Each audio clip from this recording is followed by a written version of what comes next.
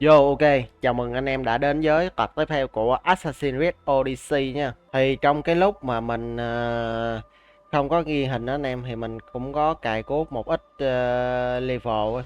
Nhưng mà đéo hiểu sao cái điểm cái điểm kỹ năng này nó đéo lại có anh em, mà đéo có được, cho nên là mình đành phải cheat lên anh em. Mà nói chung mở khóa được cái kỹ năng tiếng hát của Ares đây nè. Cái kỹ năng này thì gây thêm 35% sát thương trong 15 giây. Đấy thì mình cũng đã có ép một mớ vũ khí.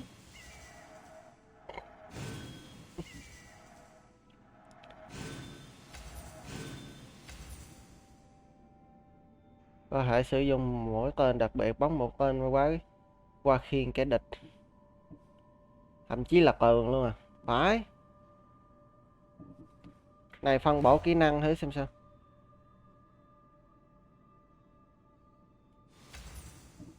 Đấy. Đấy. Thì anh em thì qua một kỹ năng nè, tiếng hát của Aries, còn bên một hành trang thì mình đã nâng cấp sát thương chiến binh nè, sát thương sát thủ. Cái này là có sát thương sát thủ nha.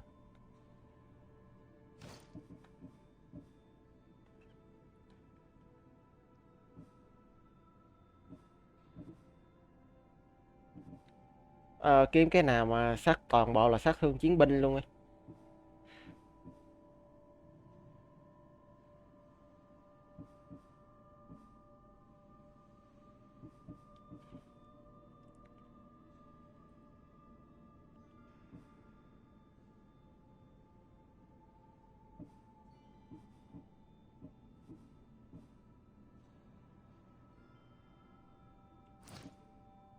Đâu rồi, đây tiếng hát của Arias đây, 12 còn phần trăm. Đây,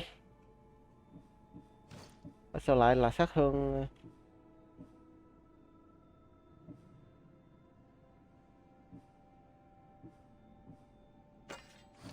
Ok, đây hai món vũ khí đây, toàn bộ là chí mạng và sát thương chiến binh hết nha anh em.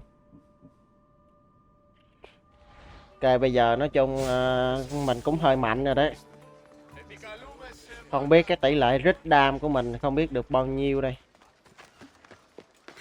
Thì nói chung thì bây giờ mình sẽ làm tiếp chuỗi nhiệm vụ của cái thằng Peloponnesus đây này. Chuỗi nhiệm vụ của nó đây. Tên nhiệm vụ là cái gì nha? Bị giao một vụ phát động đến cuộc bỏ phiếu trục xuất của một người có vẻ vô tội, cách sinh ra không còn sự lựa chọn nào khác nếu như cô muốn tham dự tiệc rượu nức tiếng của Peloponnesus. Mà cái thằng Peloponnesus này nói chung nó cũng có sức ảnh hưởng ở cái vùng đất Athens này kinh khủng ấy.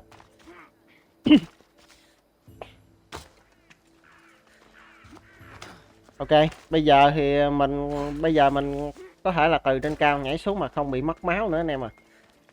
Cái kỹ năng này nó hơi OP luôn á.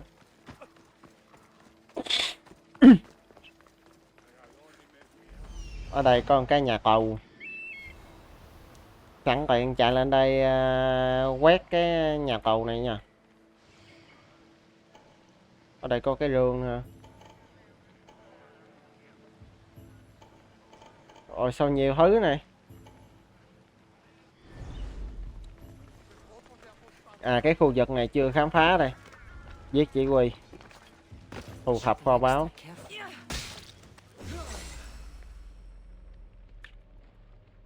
Cái gì vậy, cái gì? Không phải lộn, rất đang phát chết luôn à.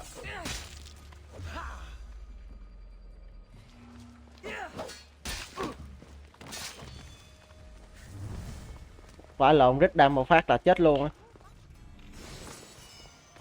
Còn một cái rương nữa. Nó ở đâu đây? Đây rồi. Đi vô đây.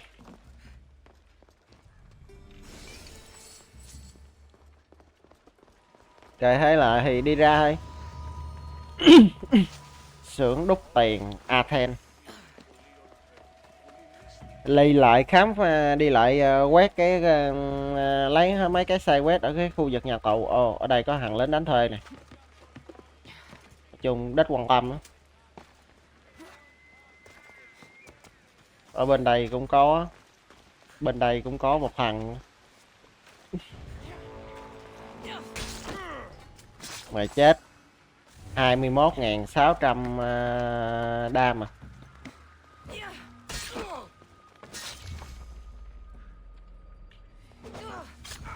Ồ. Ê, chị Quỳ nó đéo chết.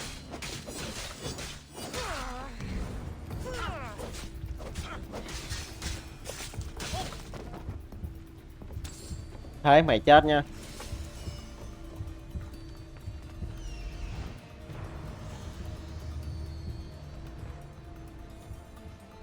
Thằng này nó có cái gì à? Ồ, có cái món legendary nè nè.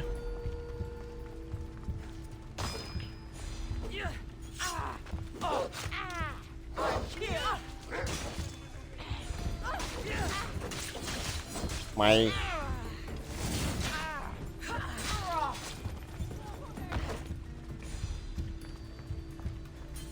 kết liễu nha. Bộ lông cù của dây xanh.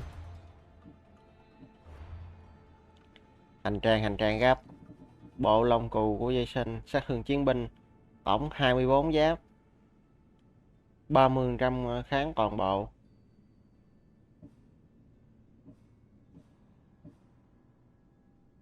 Cái này chỉ có 18% tổng giáp thôi.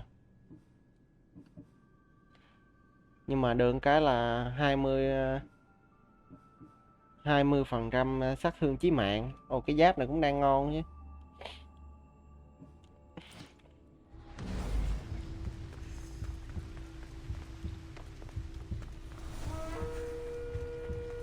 Khám phá linh đánh thời mới à. Ok, giờ mình không liên thiên nữa, đi đến chỗ nhiệm vụ thôi. Nhà hội đồng của Athens. Ủa, nhiệm vụ đâu rồi? À, đây à.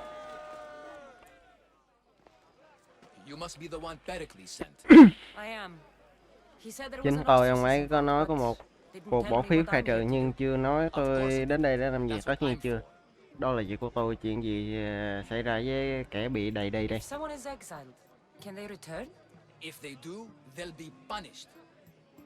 Điều gì để làm người ta bị khai trừ? Xem là mối đe dọa với thành phố mà, hoặc người dân. Sau đó mọi chuyện phụ thuộc vào việc một số người bị khai trừ vì họ bị căm ghét à. Nếu cho tôi biết phải làm gì. Vai trò của tôi trong chuyện này à.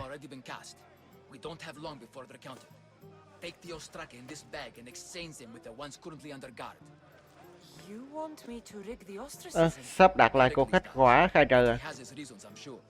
Bring me the bag you took from the room and I'll take care of the rest. No one will see me go in or out. Stay here. Ô mà, gian lận trong cuộc khai trừ à. Tới nhà Lord Ismot ở quảng trường. Nhà Lord Ismot, vậy là trước mặt mình đây nè, cái icon trước mặt ấy. Goods from all over the Greek world. You wouldn't think the city was besieged by an army of Spartans.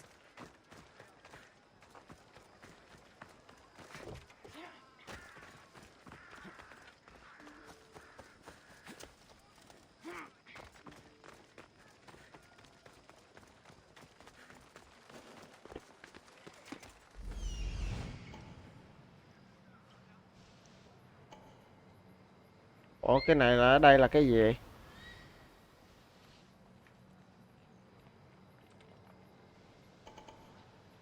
Ồ, nhiều thứ này. Đó là mình phân tâm phải.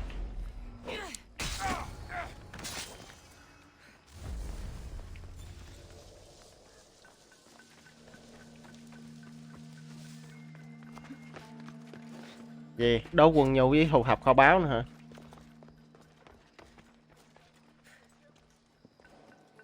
Oh shit, oh shit, oh shit.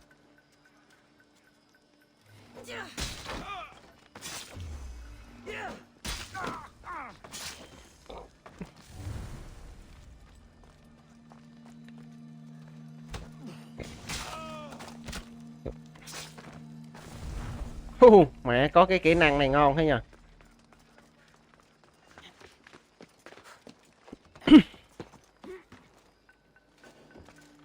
Thu thập kho báu. Ở đây có cái rương, ở đây có cái rương. Ra đây nhặt cái đã. Nhặt cái rương ở đây cái đã. Ủa? À cái rương ở dưới.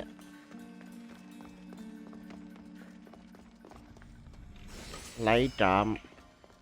Trước tiên thì vô nhiệm vụ chính thì đi lút đồ cái đã.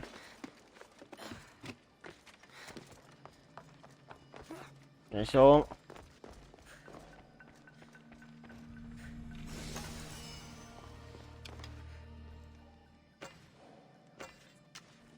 Tên lửa đâu rồi?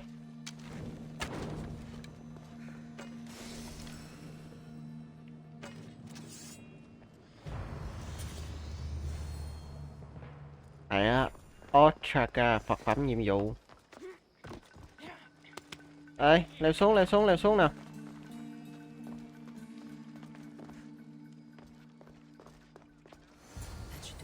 Đó là xong nha. Bây giờ quay về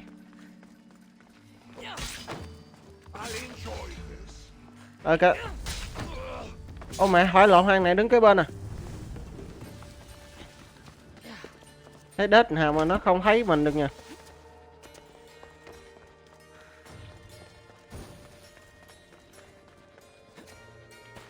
Nhưng mà cái này phải tinh chỉnh lại mới được.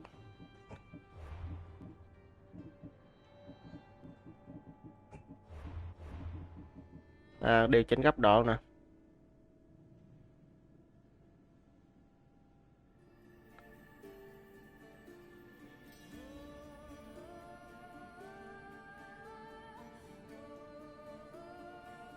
Điều chỉnh số lượng nhiệm vụ theo người chơi đảm bảo giá trị và được thử thách.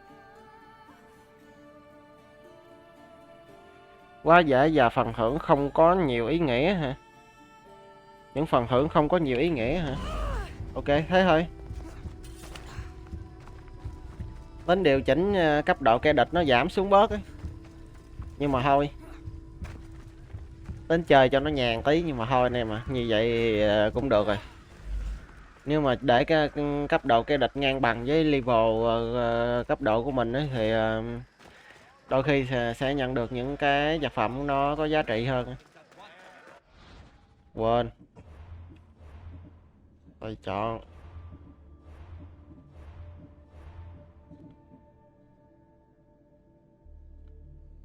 Đây.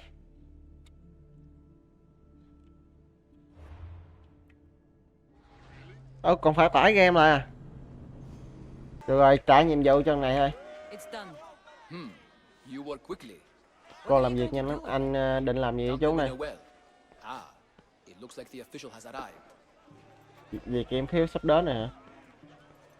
I apologize for the delay. There was evidence someone attempted to tamper with the votes. Don't worry. The Ostraka are all accounted for. The votes were counted, and Anaxagoras is to be ostracized. Thằng nào bị trục xuất đây? Chưa kịp đọc xong. À là cái ông này à? Xong rồi. Chết, tiêu rồi. Đừng vội kết giao hảo hữu. Nhưng một khi cô đã làm thì bây giờ sẽ có khó khăn hơn cho cô khi Alex phải rời khỏi Athens. Chúng tôi khá thân thiết. Dường tay với Pericles còn hơn nhiều.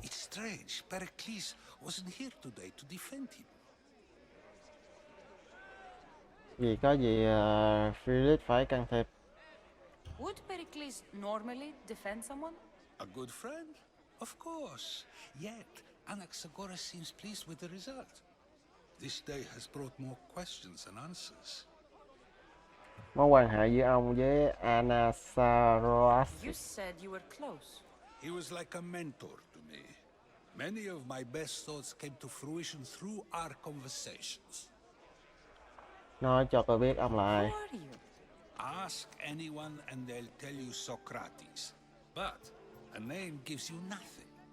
Our actions determine who we are, and every action has its pleasures and its price. With that said, then, who do you claim to Thế be? thì cô là ai đây? My name is Cassandra. And still, I don't feel I know you. Perhaps I Cảm can thấy mình find có out quen who biết you cô, are có in lẽ the tôi có You thể... want to know me? Ông muốn tìm hiểu tôi à? Knowledge is the one good in this world. Surely you agree. Tri thức mới quan trọng nhất. Nên hai cái từ này thì mình nên sử dụng vào tùy hoàn cảnh anh em à. Trong hoàn cảnh này thì mình nên sử dụng Of course. tri thức mới Knowledge drives là quan trọng nhất. everything I do. Then we are the same in that way. Knowledge of when to attack, what weapon to use, or when to use reason instead of violence. We seem to put our love of knowledge into practice quite differently. I use it how I need to. You are clearly someone who would do whatever you feel is necessary. Perhaps for drachmi, or maybe to further a personal goal. That describes a lot of people. I suppose I'm curious why you did it. How could I not be when you're the reason my friend is being forced to leave the only home he's ever known? Tôi buộc phải làm I vậy did thôi. what I was asked to do. And your needs are greater than those of the man you helped ostracize. Still, you raise a fine point. Who is more responsible? Anaxagoras for getting himself mixed up in this, or you for simply sealing his fate? I'm not responsible for his actions. I have one thing to think about, my own. Nghĩ đến phần mệnh của mình. Ok, mình đang che giấu việc mà gian lận việc trục xuất á. There you are. Here I am. You're late. They're all waiting for you. Tất cả mọi người đang chờ. Tôi muốn kết cục của Alexander và việc đạt được mong muốn. Hãy nhắn tin với họ là tôi tới ngay đây. Well, it seemed our conversation is at its end. Although I hope it isn't the final one we have. I wouldn't know.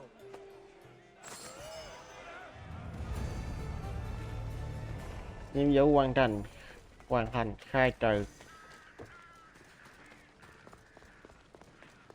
Sao để hiện nhiệm vụ tiếp theo nhỉ?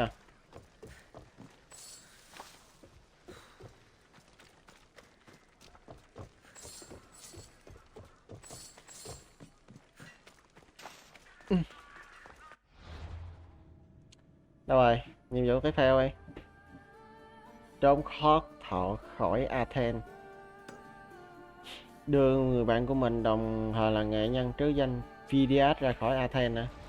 Họ tống cái ông Phidias này ra khỏi Athens nè.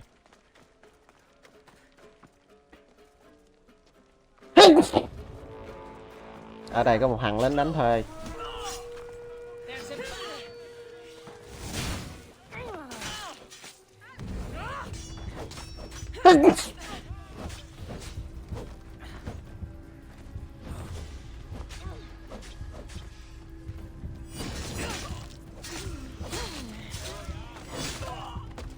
Quá yếu thế nhờ. Sao đất có chí mạng hết thế này.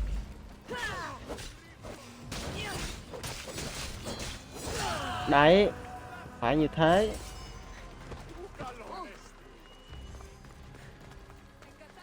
Bây giờ đi họ tống thôi. Làm nhiệm vụ họ tống thôi.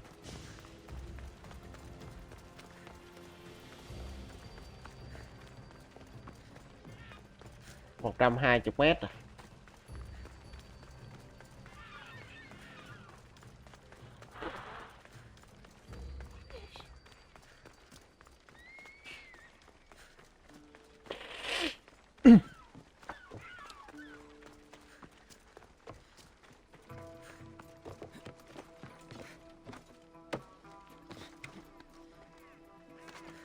Đường đi vào ở đâu này? Xuống điều khác của BTS. Keep it moving. Stop. I can't Tôi let không you go thể any đón further. để coi tiếng thêm biết nữa. It isn't often you see a guard outside of an artist's workshop. I just do what I'm told, stranger. Kẻ làm mặt kia trừ khi tôi Otherwise, no bảo one is going in. phải làm khác đi, còn không nội bất khuất ngoại xuất nhập à. Stand aside, this is important. So is keeping people out. Maybe you can see Phidias after his trial. If the Nếu people's người ta fair. tha mạng cho ông ấy. Listen, Tiệc I'm cử tôi working đến. for Pericles. He wants me to see Phidias. Well, I'm working for the people of Athens and they want Phidias dead. Now back off or you're dead too. Giờ họ lại muốn Phidias chết. Everyone has a price. How much drachmae is this going to take? Dùng tiền để Depends how much you tùy have. cô có bao nhiêu thôi. Here, take Đây. it. That'll do just fine.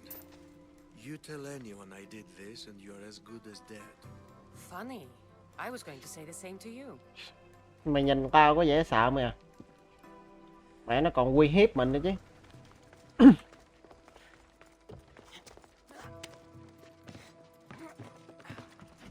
Mình đánh nhau nó cũng được anh em à, nhưng mà muốn giải quyết trong một cách hòa bình ấy.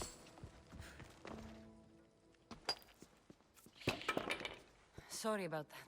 How did Xin you get lỗi, past the làm thế guard? nào cô qua được No con lính one gác? gets past the guard. Chẳng ai qua được hắn á. Relax. Pericles sent me. Cái list cơ tôi đến. Please, Athena. I knew he'd send help. I was worried they sent someone after me. Chúng ta He còn sent đưa me ông to ra get khỏi you đây. out of Athens. So he knows about the plot. You mean the trial? From what I've seen, you don't stand a chance. Pah, the people love me. I am the Phidias. Nhưng còn những người khác nữa, There nhìn are xem. others. Look, Malaka. Không phải Peloponnesus đang cứu ông khỏi quyền xét xử. These are Đây là instructions chuyện to chỉ dẫn cho việc murder. sát hại ông. Kẻ nào đã giết thứ này đây? I don't know who to trust. I'm just an artist. I just wanted to create. Please, what am I to do? First, you need to pull yourself together. You're on trial, the people are against you, and now I find that the cult want to kill you. Ah, I said pull yourself together! yes, of course. Những lời buộc tội có đúng Keon không? said you're wasting the people's drachmae. If he had his way, he'd serve them your head. Đang lãng phí tiền bạc của dân chúng hả? Cái điều này giống như là sử dụng tiền của người dân vào mục đích riêng nha. After all we've done for this city, Đối với ông thì Peloponnesus là thế nào? You and Pericles seem close. for Pericles and me, it started with our love of Athens. Our differences push us to greatness. That is true friendship. Chúng ta nên đi thôi. Alright, we need to go. Do you have any idea where I can take you? South of Athens, there's an Dạ, island phía nam called Athens. Seriphos. My Có friend hòn đảo tên là Phidias lives Seriphos. there. When I discovered the plot Seraph, against bạn me, tôi sống I ở đó. sent word to him. If anyone can help us, he can. Any clues he has of the cultists' identities, I want them. Yes, yes, anything. A guard. Ông mẹ lồn. Distract them while you sneak out. Meet me tonight to set sail for Tối nay hãy gặp Cyprus. tôi đến Don't show your lên face thuyền, đừng có until lộ you mặt see cho me tới at the khi nào docks. tôi thấy ông I trên understand. bến. Hiểu rồi. You didn't really think I'd let you come and go as you please, did you? Now, where are you? Thì cô ai đang ở đâu nè?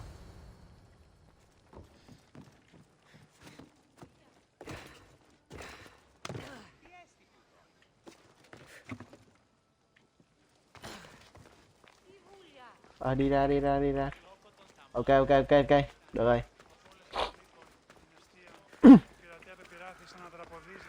An toàn rồi đấy.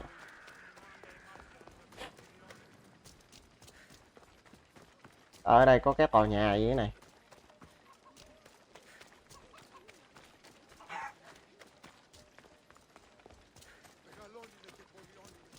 Thằng tiện đến đây thì đi khám phá luôn chứ. Nó gọi ngựa đến đi. Nó đi bộ, nó đi bộ biết khi nào mà đến.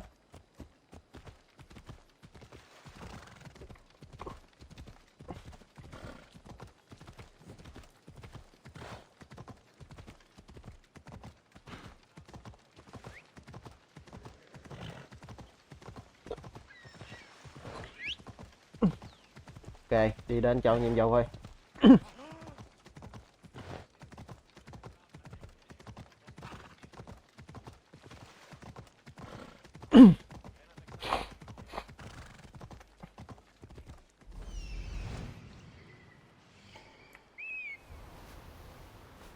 Ở đây à? Bí mật gì ở đây đây? À, thu thập một cái kho báu hả?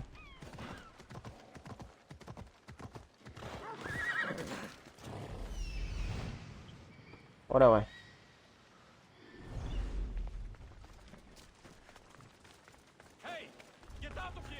Oh shit, shit, khu vực cấm à.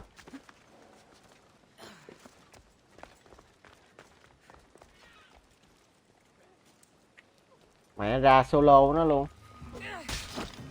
You are so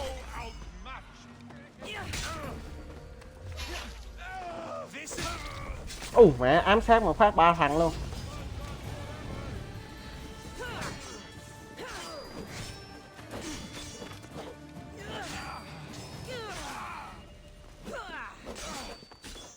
Đòn đánh của mình có vẻ yếu thế nhỉ.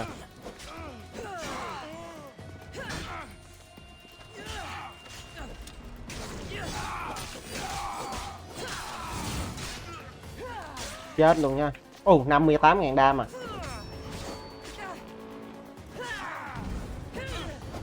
Sử dụng kỹ năng, sử dụng kỹ năng.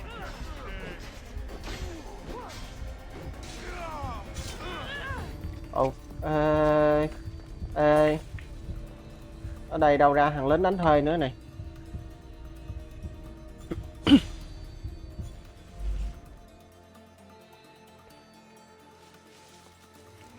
Hồi máu cái đã. 60.000 đam à. Mày chết. Má rít một phát 60.000 đam phải luôn.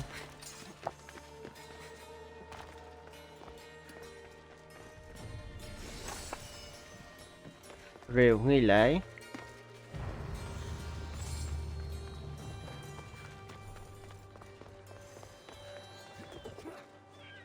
Bây giờ đi đến quảng trường thôi. Ở đây cái rương mình đã lốt chưa nhỉ?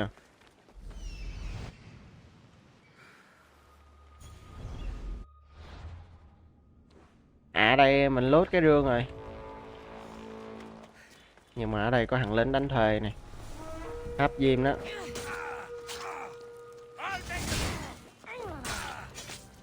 Sao đất có chí mạng đó nha.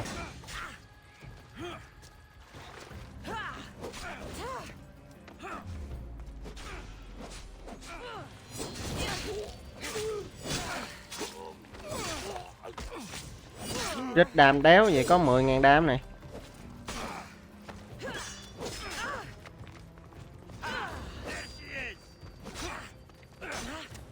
Đấy.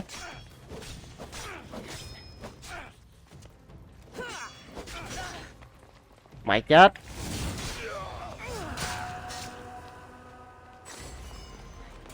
Mũ giáp chiến binh 34. Hình như cái vật phẩm này hình như là mình có rồi phải. Ok đi. Gặp đi Fiat thôi. Bây giờ là ban đêm luôn này.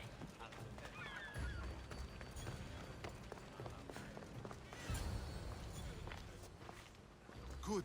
You made it. I was beginning to worry. I told you I'd get you out of Athens. So you did. Người bạn của chúng ta sắp gặp này là ai? Can your friend be trusted? Theras and I have been friends for a long time. I just sent word telling him where to meet us. Đi thôi. Wasting time will only get us into trouble. Let's head to Seriphos while we still can.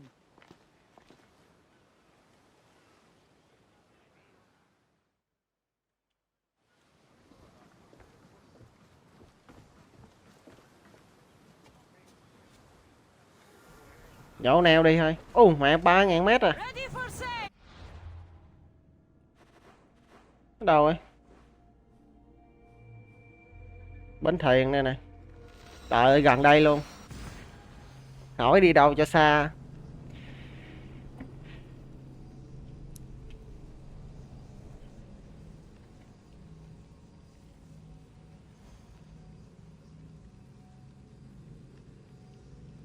Hành vi giáo phái trải rộng khắp Hy Lạp, cô đài bọn chúng trà trộn giữa xã hội giờ cố gắng kiểm soát nó. Ê, mình phải bây giờ phải đi tiêu diệt những cái mấy thằng giáo phái Cosmos để nâng cấp cái ngọn giáo này lên cấp 5 anh em à. Thì mới nâng cấp được full kỹ năng. Gọi thuyền. Dịch chuyển đến bến thuyền bây giờ thì gọi thuyền thôi. Đấy, thế là xong.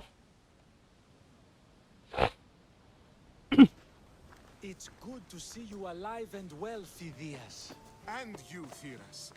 As you can see, I didn't get here alone. Ah, yes.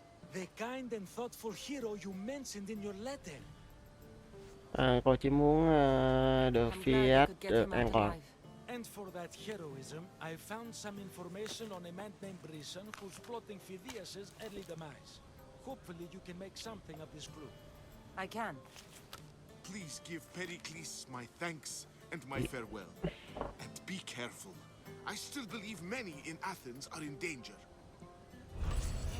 That's everything. Cuộn giấy đi. Manh mối giáo đồ à? Turn to him. Ồ, manh mối giáo phái Cosmos à? Know about my mother. Đã khám phá toàn bộ manh mối à? Tiệc rượu của Peloponnesus.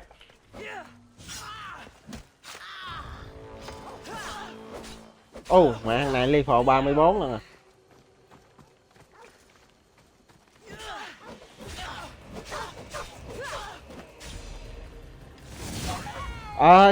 Trời. Nhầm mẹ ơi.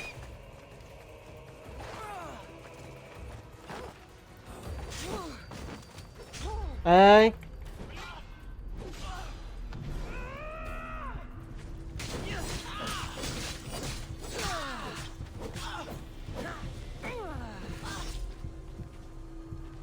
Ê, đánh nó.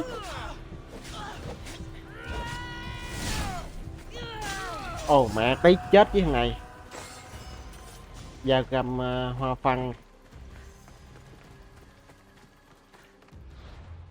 Bây giờ thì làm nhiệm vụ chính này. Tiệc rượu của Peloponnesus. Má đi về nữa. Đi về đây lần à. Phần thưởng là chỉ là kinh nghiệm hả? Dịch chuyển về đây.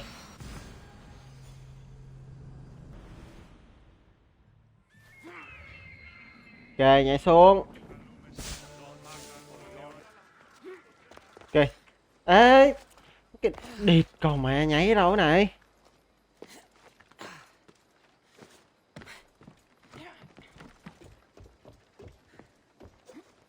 Đu dây xuống.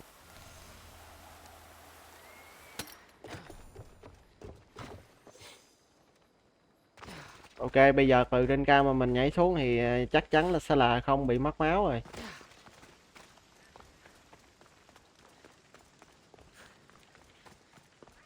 Đâu rồi. Ở đây cũng có một thằng tướng quân luôn này. Dinh thự của Peloponnesus.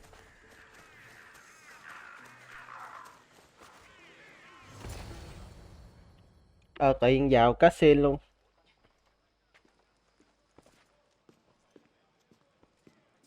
Cassandra, it's you. Phoebe. Phoebe. You said you won't Đâu come đấy back này? to Kefalonia, so I decided to leave too. I said I wouldn't be coming back. But I don't remember saying you should leave. Well, here I am. Tại sao này đến đây ấy? Đến là bằng cách nào How ấy? did you even get here, Phoebe? Well, I did make some drachmi working for Marcos. So Một you ít paid tiền someone làm to việc bring cho you to Marcos à? Not exactly. Not exactly. Phoebe. I needed a drachmi for when I arrived. I couldn't use it all to leave, and I didn't want to wait any longer. So I sneaked on a ship. Don't worry. Trốn lên một con Nobody thuyền, saw. đừng lo, không có ai I thấy just đâu. can't believe you made it. Đéo tin I được don't luôn á. remember much of Athens from when I was a baby, but every once in a while something feels familiar. It's nice. Chị không ngờ lại gặp em I can't đây. believe you're here. Me either. I can't believe we both made it to Athens. It's so much different from Kefalonia. But what are you doing here? I'm here to get you ready. I have to make sure you leave all your weapons and change into these clothes. So you somehow work here for Pericles? No, for Aspasia. Tại sao chị phải thay I đồ? don't understand why I have to change. It's just what you do here. I felt weird at first, but you forget about it pretty fast. And my weapons? Don't worry, I'll take care of them. You don't want to scare people in there. Well, Sao em làm gì cho how is it you're working for Aspasia? Aspasia cơ chứ? Well, I did get into a little bit of trouble after I got to Athens. I may have been a leader of a small group of orphans that tried to cheat Aspasia. We didn't know it was her, though. And you convinced her to hire you. No, she asked me on her own. That was lucky. I think I'm ready to go in. You can't. Dù Not sao like thì that chị không phải anyway. trong bộ dạng này, The người Athens feeling's thích like nhất best là when you try to khi fit chị cố in. gắng hòa nhập. But don't worry, I have just the outfit for you. Ok, I'll get changed. Promise you'll take care of my things? Yep. Leave your weapons in the corner, and I'll come back when you're done.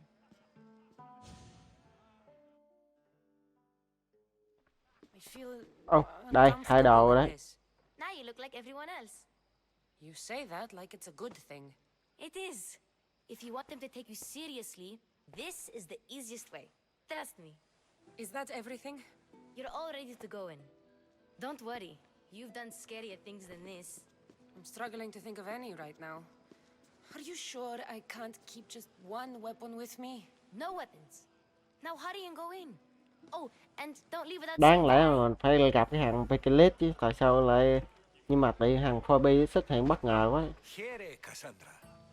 The mighty mercenary and traveler has finally made her grand entrance. Only slightly late, too. Herodotus! Athenians have no problem letting me know when I'm not welcome. It's a relief to see your friendly face. Don't let the company here tonight intimidate you. I won't. Pericles is no king. He needs these guests to love him so that the people love him. And they, in turn, need Pericles.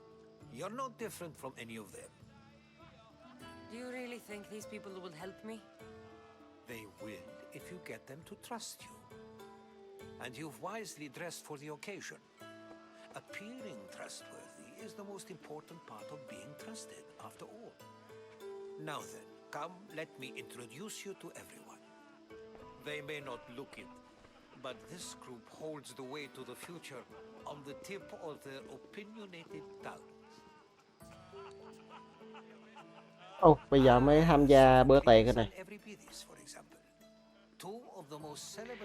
Một trong hai trong số những nhà soạn kịch nổi tiếng nhất hiện nay, ảnh hưởng lớn như họ cả, xem ra họ đang đắm chìm trong một cuộc đấu tranh trí tuệ. He's a writer of comedies, of all things. Comedies, Euripides.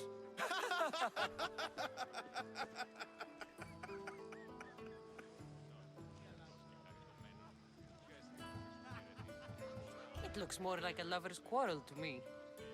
Hermippos has also written his fair share of comedies. You should drink more. Anh nên uống thêm đi hả? Lately, his attitudes have garnered him more notice than his works. However, the fellow beside him, Protagoras, is a sophist worthy of as much praise as the great Socrates himself.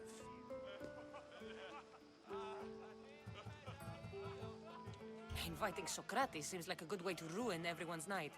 I'm surprised they would let him in the door. Oh, don't let Socrates get under your skin. At least he wore shoes for the occasion. And the poor thing gesticulating like an ape is Thrasymachos. If you listen closely, you'll notice he and Socrates are actually arguing the same points. But the wind from his wild gestures deafens him to critique. That isn't at all what I mean. Where is Pericles? Oh, he never attends his own parties. Which reminds me, there's something I need to get his help with. Vile Socrates, always appearing where I least expect him. Warrior, protect me from his amorous gaze. Cái đẹp mẹ cái hàng nào đây? Alcibiades, this is not a time for jealousy, but for love. Cái hàng này mình thấy nó ẻo lả kiểu gì?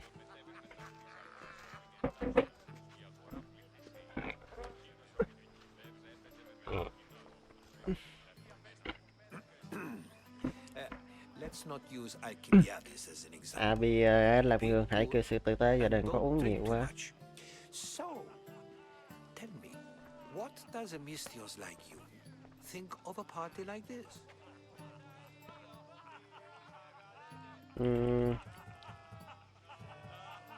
This party Thằng could này be có vẻ fun. thú vị. Alcibiades drinks like a Spartan. Maybe he fights like one too. If I could suggest anything, please don't start a fight. Or end one. Thank you, Herodotus. Cảm ơn Herodotus và xin phép câu. Pericles đang ở đâu đó trong ngày và tôi cần phải chuẩn bị cho mấy. Nếu mấy ở một mình, If he's alone, tôi sẽ cho mấy biết những gì em trai cô đã nói. Ông nên đi đi. Pericles needs to know. I'll stay here and look for clues. I hope they know something about your mother. Me too.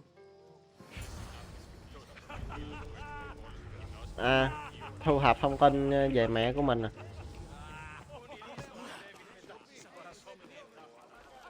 I suppose you've come in here to mock me. Sao mình thấy mấy cái nhân vật trong đây có vẻ là Ubisoft thiết kế nhân vật nhìn người nào người nấy thấy na ná nhau thế này. I've seen lots of fights. That wasn't one.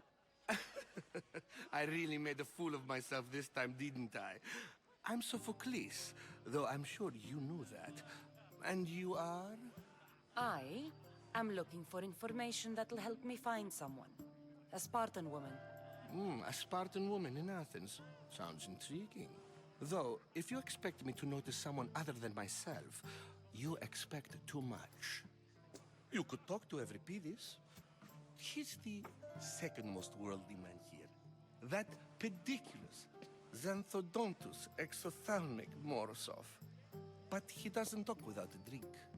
I have no idea what that meant. No, you don't. Ý chốt So we get him drunk and he talks. He sounds more Argive than Athenian. Impressive, foreigner. Euripides is from Argos. All right. If nothing else, this party could use the help. You'll need to pick the right wine for this task. The kitchen should have what you need. Let me know when Euripides is done in, and I'll slip away unseen. tại sao Pericles How là do you màu? know Pericles? I believe you mean to ask me, how does Pericles know you? I am the greatest dramatist in the land, mentor to Euripides, lover of Asclepios, father of theater, and so on, and so on. I'm sure it's a real honor to have you hiding in his kitchen. You're awfully worked up over Euripides. You sure you're just friends? I'm never just anything, foreigner. Though I confess, Euripides and I hold a bond deeper than brotherhood. Why he slams it with a banal young plaything, Aristophanes, I will never know. I'll get the wine. Wonderful. Now, if you want some friendly advice, Aristophanes cannot stand sweet wine. I've seen what it can do to him. Absolutely, horrifyingly delightful. It wouldn't be a party without someone losing their stomach. I'll let you know if your plan worked. Cạn chén hả? Có thể mượn rượu để chuốc sai. For that arrogant playwright. I don't see many distinguished guests in here. Can I help you with something? Tôi hay làm gì với cô đây? I've come to get your finest dry wine. Yes, take it. But get out of my kitchen. I'm very busy, you know. Tôi đang bận lắm hả? Bà này bận cái gì? Đồ ủ lâu năm. A new face in Pericles' abode. Ha! That in itself is a remarkable thing. You must have seen me doing my impression of Cleon. I call it the Orange Ape. Tell me, what does it think? Tôi có tên. I am called many things. It Nó isn't one không of phải là một trong What số do you đấy. call yourself then? Creature of many names? Cassandra. I wouldn't peg you as a Cassandra, but never mind. I'm Aristophanes, and this man is Euripides. Oh, go on. Introduce yourself. I'm Euripides. For a playwright, you're not much for words. Good men lead quiet lives, as old Euripides Trong sau kênh likes lặn to lúa say. chín cúi đầu giống Don't cách you, Euripides? già nuôi nói. When I need to relax, I start a fight. For you, though, Quickly, bring him some wine so that he might say something clever. After my argument with Sophocles, I think I'd rather keep my head clear. À, I'm only here because I'm searching for someone. And yet it gave us the distinct impression it was here to fill our wine. Let's focus on that first, shall we? You and Aristophanes could both use a drink. Let's play a game. A competition? Ah, wonderful idea. Everybody seems quiet, but he never turns down a challenge. Well, if you brought us some wine, I wouldn't be opposed to showing this young one how we Argives drink. Cạn chén. To Dionysus. Nhanh thôi. Cạn chén luôn. Chốt cho ông này sai. This is delicious.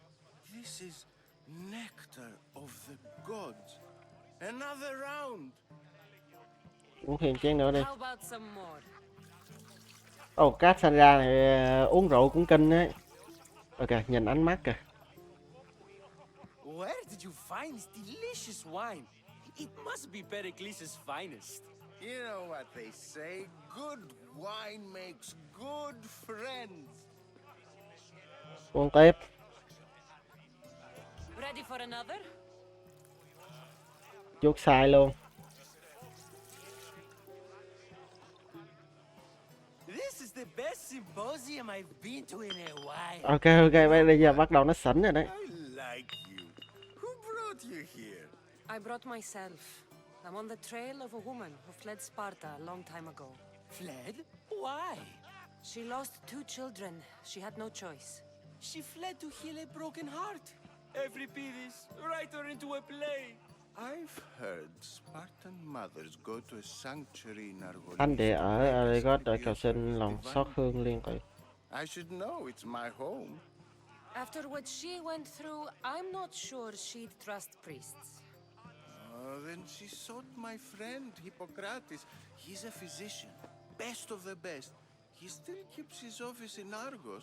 If she went to him for help, there's no doubt he'd have given it. I love getting drunk and singing. Come back if you want to sing with me. I'll think about it. Hippocrates in Argos. Here I come. Ok, trở lại chỗ đây nè. How's Euripides? Drunk, I hope. Nhìn được không nổi nè. In here, Euripides won't notice you coming out. He won't notice anything. Hiding? Heed this. War has come to Athens. First they take our homes, then they take our heads. I intend to be found with at least my dignity intact. Or what's left of it anyway. If you see Pericles, tell him I said Hãy nhắn với ông ấy nói tôi cảm ơn một buổi tối sắc màu. Nhiệm vụ hoàn thành, cạn chén. Dionysus, there you are. Everyone else here is boring. Let's play a singing game. You like to sing? You like to sing. Chỉ bằng một bài ca khi uống rượu. Chẳng làm gì khiêu. Let's do this. I want to play too, but who should start? Thằng nào cũng được. You should, Aristophanes. Fine, fine. But let's do a good one. A battle song? Is there any other kind? At the flick of a limb comes Aspasia's whim, and Pericles' walls aim to contain us all within. The Spartan hordes outside. Cái này có thời gian còn lại nữa. Children alive. They dance at your walls. They don't rain but they squall. Pericles guarantees death for us all. Oh, so bring your merchants and bring their butlers. If they be sons, they bring their fathers. This is war, war, war. Bring your murderers to the crimson quiver. Bring the helots if they be spillers. It is war, war, war. Collect your weak and collect your sinners. Line them up at the phalanx dinner. This is Mẹ hát cứ như là đọc văn nè. If they want blood, then blood you'll give them. I'll stab their guts and let them spill it. Mẹ hát như tội mẫu giáo nha, tập đọc cái này. The carpet sweepers, the genius teachers, all just meats and juice and liver. For when our wars are done, after lives are lost and blood has run, we must rejoin our broken daughters and our sons. Phải lộn. Reunited together, we will be one. Enough, enough. Đúng rồi, con hát hay lắm. Ok. The best. Cô nên tham gia giải kịch của chúng tôi. Here, take this to remember the occasion. This party has turned out much better than I ever could have expected. Nhiệm vụ gần đây hả? Bây giờ đi lấy thông tin nữa. À cái thằng tóc trắng hồi nãy à.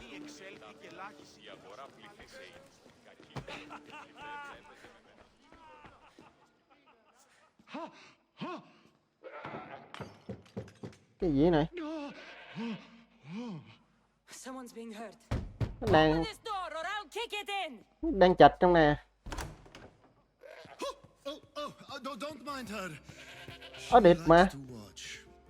Không lẽ nào Look at you. Such authority. Such aggression. I can see why Pericles has taken such an interest in you. Did you come to join us? It sounded like someone was in pain. Well, it can sometimes be hard to distinguish between sounds of pleasure and pain. Had I known you were going to knock, I would have left my door wide open for you. à cô đang I tìm only một người. came to this symposium to find someone. Sounds like we can help each other then, doesn't it? You fetch Cô us khiến a cho bit ta of một ít oil, dầu, I help ta you sẽ giúp find cô who you're looking tìm for. người Maybe mà cô they're đang tìm. here. She's not in there. I think I'll check all the same. Rồi, After your display earlier, it's probably safer I get the để oil. chiều lòng này mình phải lấy dầu ô liu cho nó nữa. Knew I liked you. Mẹ dầu ô liu nó làm gì? Bôi trơn à. Để làm ghe bôi trơn phải gì luôn. Lấy dầu. Dầu ở đâu mà lấy nha.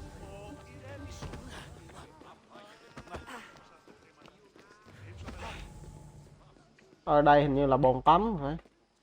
Ở đây là nhà tắm à.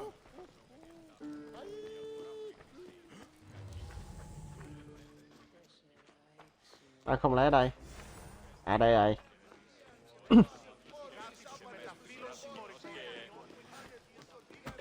Ok.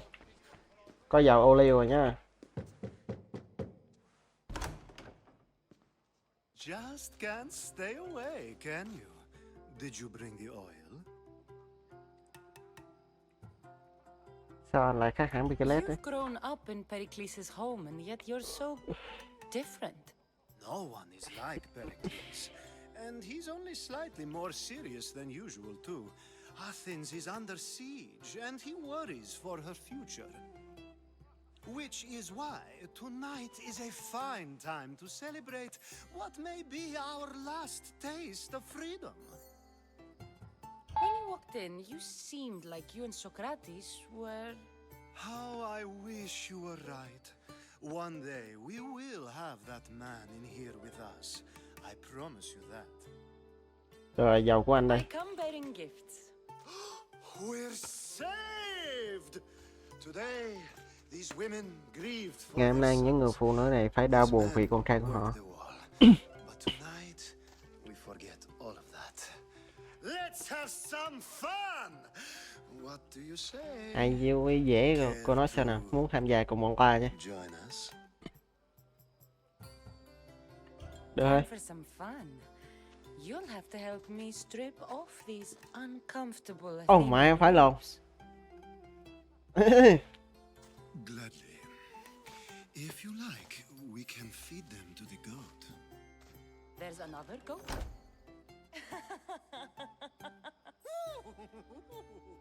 Không phải lồn. Đang chịch trong nè. Đéo mà lẹ vậy.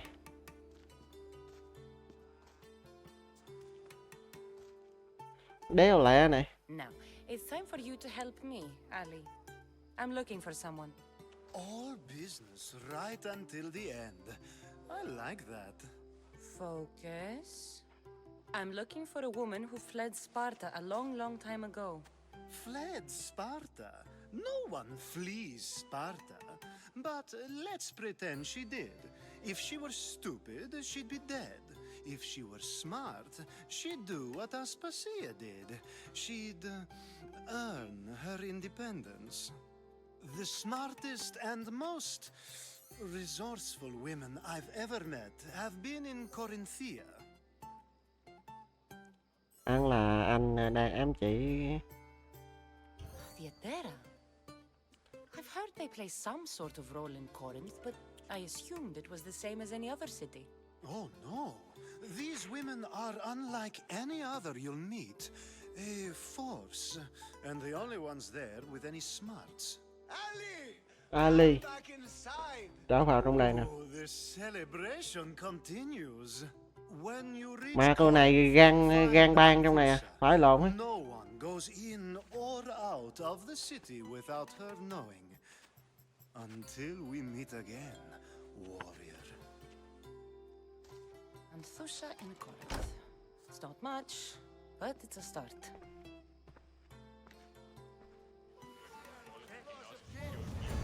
Xong rồi, hương dầu và tình yêu. 15.300 điểm kinh nghiệm mà. Bây giờ nên tiền cái gì nữa? À, nói chuyện hả?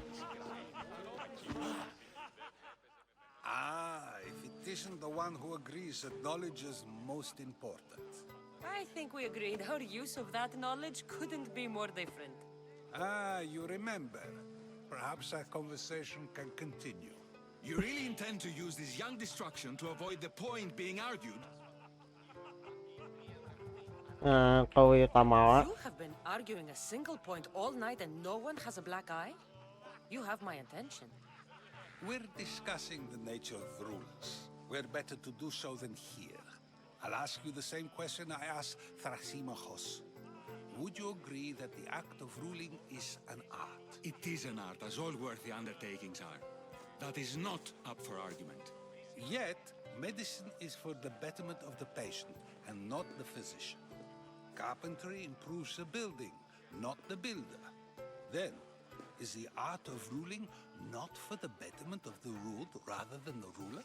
Don't be absurd! I've seen enough of the world to know that there are no just rulers.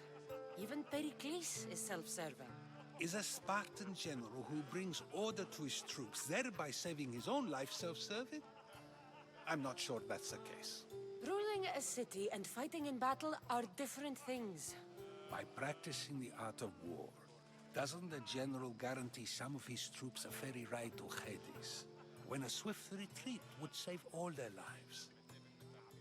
Ông đang mâu thuẫn. You just said a general isn't self-serving when he brings order to his troops. Then you said he is self-serving because retreating would save the lives of his men? What are you trying to say? I never tried to say anything. But you just said those things. I said the words, but I didn't say anything at all. I only attempted to gain your view on the matter. You're wasting your time. Cô đang lãng phí gì?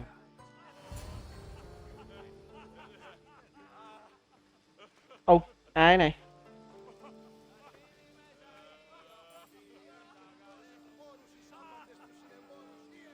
Ai này?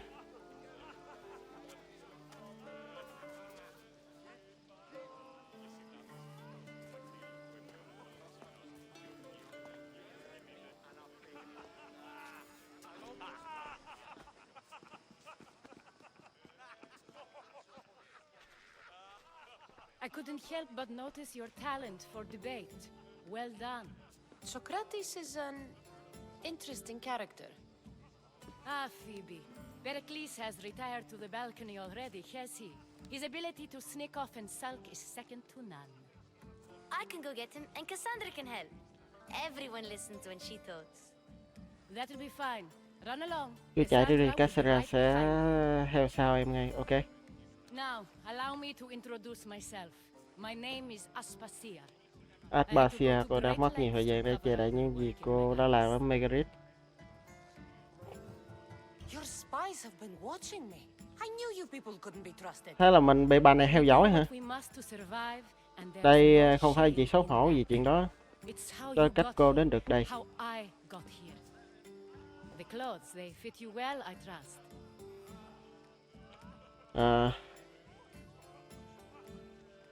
These may be the nicest clothes I've ever worn, but I feel Cô cảm thấy hơi không thoải mái. uncomfortable, to be honest. You never really get used to them. It seems we have the attention of the entire room without a single eye being fixed on us. If you'd like to talk, do it now and do it discreetly.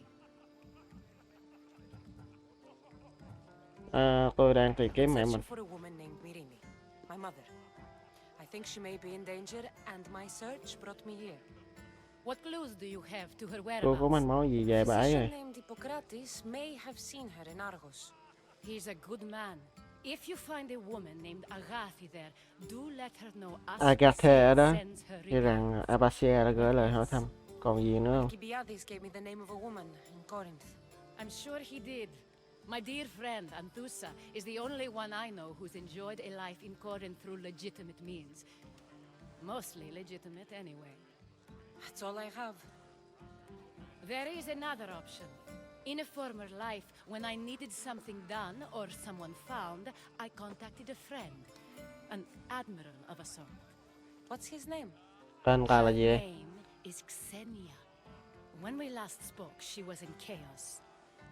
A word of caution. When you go to her, be on your guard. Sea life makes a monster out of most people. Thank you, Aspasia. Cảm ơn cô When you're Abasia. done, return here. Hãy quay lại Together, cùng we nhau, will chúng ta find sẽ tìm người mà cô đang tìm. Now do me a favor and get Pericles to come down here and greet his guests. Nói chuyện với Picolet ở trên lầu à. Nhưng mà làm sao đi lên lầu được đây? Có đường đi không? Ok.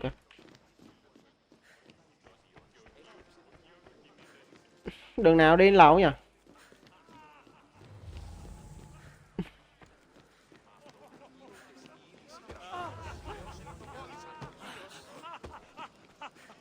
Điên nào lên lầu đây?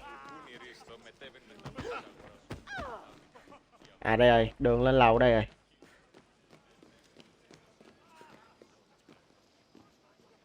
Kìa.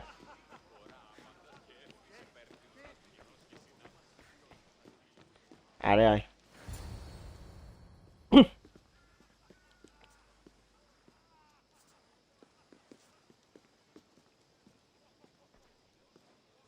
Cassandra!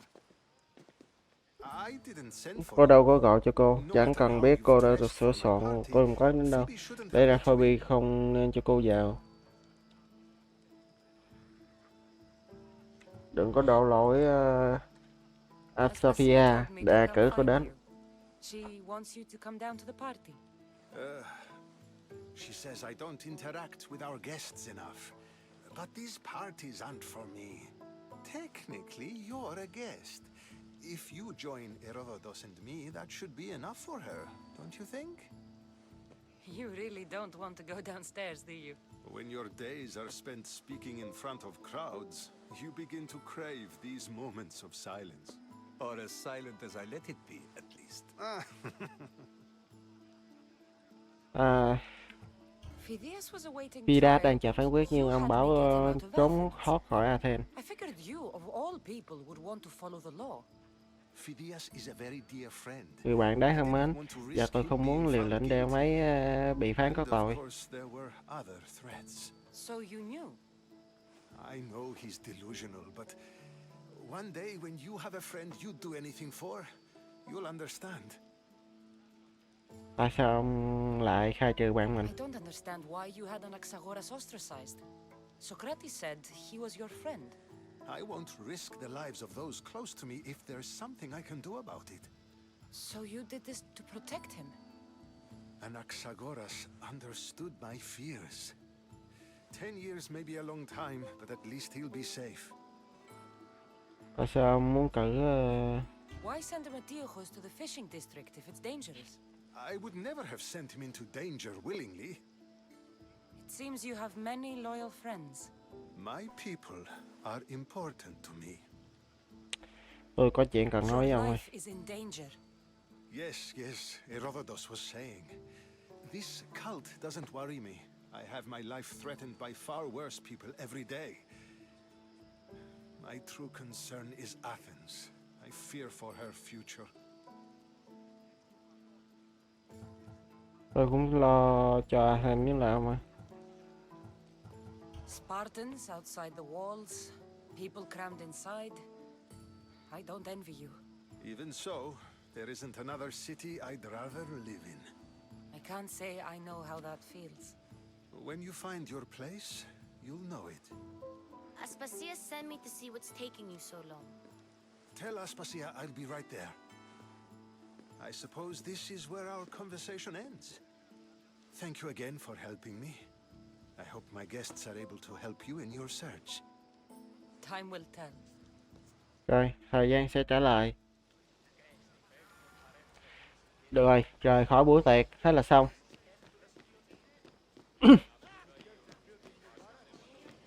Ồ, mà nhiệm vụ này không biết là tìm được manh mối của mẹ mình, tìm được một số manh mối rồi đấy. Thông tin về mẹ của mình á. I think that's the most talking I've ever done. See? You didn't need the weapon after all. Are you leaving? Đấy.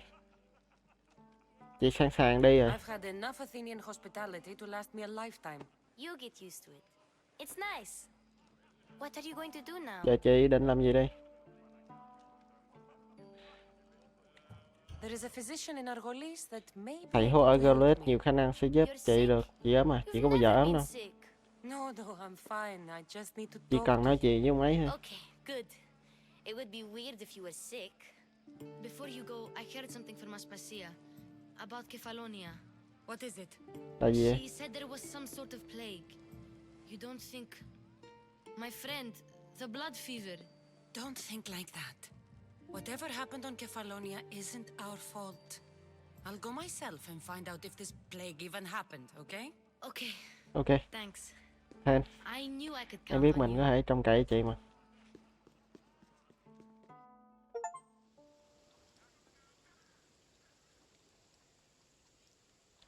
The Brahmin.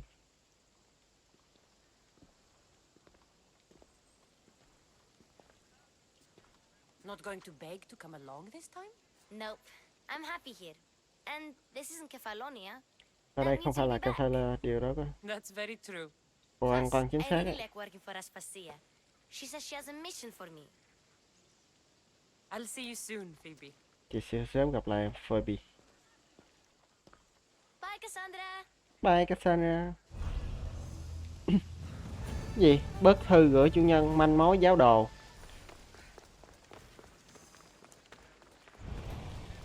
Nhiệm vụ mới đã chấp nhận đa nhiệm vụ. Sao không hiện nhiệm vụ gì nữa lên hết thế này. Tìm một cô gái hả? Theo đầu mối của thằng Alcibiades tới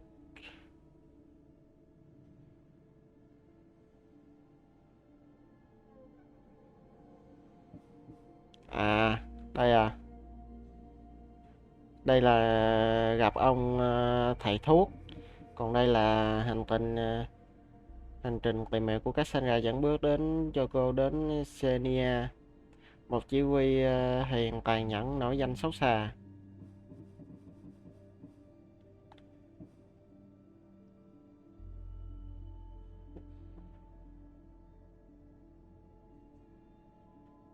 Nhiệm vụ liên quan bị săn đổi hả? Ok mọi người, thì mình nghĩ là video này của mình đến đây cũng xin phép được tạm dừng tại đây đi. Nói chung tập này nó cũng quá dài rồi. Thì mình sẽ hẹn gặp lại anh em vào những tập tiếp theo nha. Bye bye anh em.